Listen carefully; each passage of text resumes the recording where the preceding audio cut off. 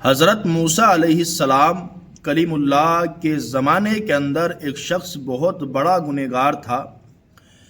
بہت بڑا سیاکار تھا۔ وہ شرابی بھی تھا، وہ جواری بھی تھا اور وہ زانی بھی تھا۔ اس نے کم و بیش 100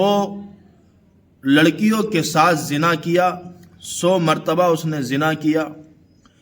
اتنا بڑا گناہ کرنے کے بعد ایک مرتبہ جب لوگوں نے اس کو پکڑ لیا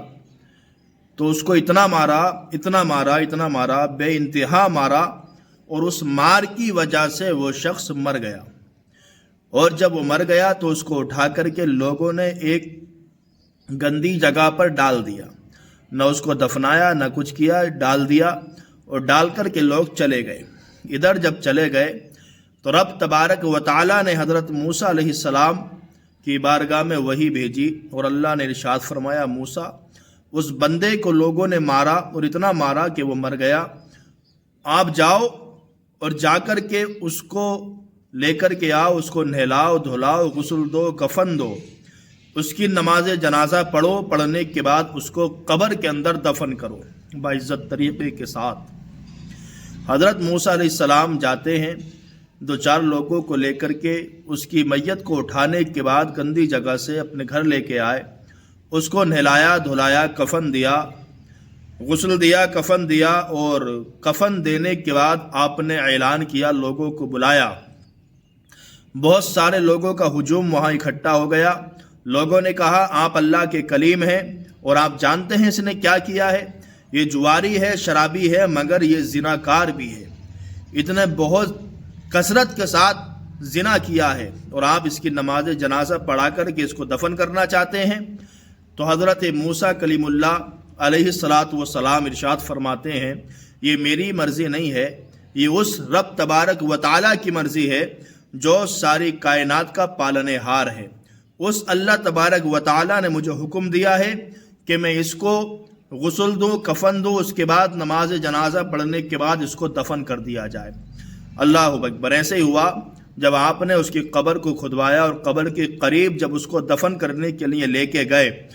تو دیکھتے ہیں کہ قبر کے اندر سے بڑی اچھی اور میٹھی خوشبو آ رہی ہے، ٹھنڈی ٹھنڈی ہوائیں آ رہی ہیں۔ حضرت موسیٰ علیہ السلام اور لوگوں نے دیکھا، بہت ساروں نے اس کی نماز جنازہ پڑھی، بہت سارے اس کی جنازے میں شریک نہیں ہوئے، چلے گئے۔ جب موسیٰ علیہ السلام نے اس کو دفن کر دیا تو کرنے کے بعد آپ نے اللہ تبارک و تعالیٰ سے ہم کلام ہونا چاہا۔ تو آپ جب اللہ سے ہم کلام ہوتے تو آپ کو کوہ طور پر جانا پڑتا تھا۔ آپ کوہ طور پر تشریف لے کر کے گئے، اللہ تبارک و تعالیٰ کی بارگاہ میں عرض کرتے ہیں، مولا وہ بندہ تو بڑا گناہگار، سیاکار، بدکار تھا، شرابی بھی تھا، جواری بھی تھا اور زانی بھی تھا، اور مولا تعالیٰ تو نے اس کی قبر کو جب ہم نے دیکھا تو بڑی ٹھنڈی ٹھنڈی ہوائیں اور خوشبو کی مہک آ رہی تھی، یہ کیا معاملہ ہے، کیا منظر ہے؟ تو رب تبارک و تعالیٰ نے حضرت موسیٰ کلیم اللہ سے ارشاد فرمایا، بلا شک و شبہ یہ بہت بڑا شرابی بھی تھا، جواری بھی تھا اور زانی بھی تھا، مگر ایک مرتبہ اس کے دروازے پر ایک غریب عورت آتی ہے، اور آنے کے بعد دروازے پہ دستک دی، اور دینے کے بعد اس سے کہا کہ میں بہت غریب ہوں، میرے بچوں نے 3 سے 4 دن ہو گئے کچھ کھایا نہیں ہے، یہ سمجھ لو کہ مرنے کی کگار پر ہیں بچے میرے، اگر تم چاہو تو خدا کے لیے میری امداد کرو، میری مدد کرو تاکہ میں بھی کچھ کھا سکوں اور میرے بچے بھی کچھ کھا سکیں، جس کو کھانے کی وجہ سے میرے بچے زندہ رہ سکیں۔ اس شخص نے جب دیکھا اس عورت کو تو دیکھنے کے بعد اندر بلایا، پھر دروازے کی کنڈی کو بند کر دیا۔ کرنے کے بعد اس شخص نے کہا، میں تمہاری مدد ضرور کر دوں گا، مگر میری ایک شرط ہے، وہ شرط میری یہ ہے کہ میں تمہارے ساتھ بدفعلی کرنا چاہتا ہوں۔ اللہ اکبر۔ اس عورت نے جب سنا تو سننے کے بعد اس کے ہوش و حواس اڑ گئے۔ اس عورت نے کہا، میں نے کبھی یہ کام نہیں کیا اور میں اس چیز سے بہت ڈرتی ہوں، اور کیا تم کو خوف نہیں آتا کہ کل مرنے کے بعد رب تبارک و تعالیٰ تمہارے ساتھ کیا معاملہ کرے گا؟ ایک مجبور عورت تمہارے پاس آئی ہے اپنی فریاد لے کر کے، تم نے اس کے سامنے ایک شرط کو رکھ دیا۔ اللہ اکبر۔ اس عورت نے جب کہا تو وہ نہیں مانا، وہ عورت بھاگنے لگی اور بھاگتے بھاگتے دروازے کی کنڈی کو چھونے والی تھی کہ اس نے اس کا ہاتھ پکڑ کے کھینچنا شروع کر دیا، اور جب کھینچا اس عورت کو اپنی طرف تو اس عورت کی آنکھوں میں آنسو اور زار قطار، رونے لگی اور ایک زور سے چلاتی ہے۔ چلانے کے بعد اس شخص نے پوچھا تو روئی کیوں، چلائی کیوں؟ کہا میں زمانے کے ڈر سے نہ روئی ہوں نہ چلائی ہوں نہ کچھ ہے، کسی کے ڈر سے نہیں روئی۔ کہا تو پھر رونے کی وجہ کیا ہے؟ کہا یہ بدفعلی والا کام میں نے کبھی زندگی میں نہیں کیا ہے، آج جو تو میرا ہاتھ پکڑا تو نے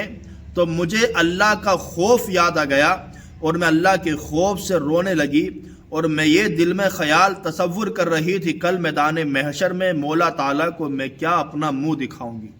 اتنا سنا اس نے ہاتھ چھوڑ دیا اس شخص نے، اور دل کے اندر خیال کیا میرے مولا یہ ایک مرتبہ ایسا بدفعلی اگر کرنے کے لیے اتنا زار و کتار روتی ہے تیرے خوف سے اور تجھ سے ڈرتی ہے، ایک مرتبہ وہ اس نے کیا کچھ نہیں آج سے پہلے، یہ میں زبردستی کر رہا ہوں،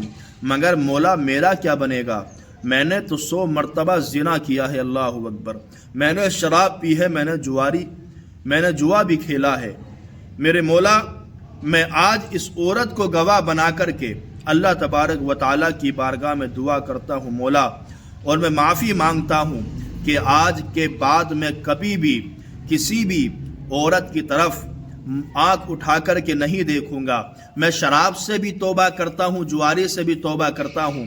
اور میں آج سے زناکاری سے بھی توبہ کرتا ہوں، آج کے بعد کوئی بھی غلط کام میں نہیں کروں گا۔ اللہ اکبر، یہ دعا اس نے رب تبارک و تعالیٰ سے کی تھی۔ اس کے بعد لوگوں نے پکڑا اور اس کو مار دیا۔ جب اللہ نے کہا ایک طرف اس کے گناہ تھے، دوسری طرف وہ اپنے گناہوں پر نادم ہو کر کے مجھ سے معافی مانگ رہا تھا، تو میں نے اس کے تمام گناہوں کو معاف کر دیا، کیونکہ میرے علاوہ معاف کرنے والا اور کوئی دنیا کے اندر نہیں ہے، میں معاف جسے نہیں کروں تو اسے کون معاف کرے گا؟ اللہ اکبر۔ تو دیکھا آپ نے، جو انسان سچے دل کے ساتھ اللہ تبارک و تعالیٰ سے توبہ کر لیتا ہے، اس کے گناہ زمین سے لے کے آسمان تک ہو جائیں، اس کے گناہ سمندر کے جھاگ کے برابر ہو جائیں، اللہ تبارک و تعالیٰ سے سچی توبہ جو کر لیتا ہے اللہ تبارک و تعالیٰ اس کو معاف فرما دیتا ہے۔ میں آپ حضرات سے دعا کرتا ہوں، اور میں بھی دعا کرتا ہوں کہ رب تبارک و تعالیٰ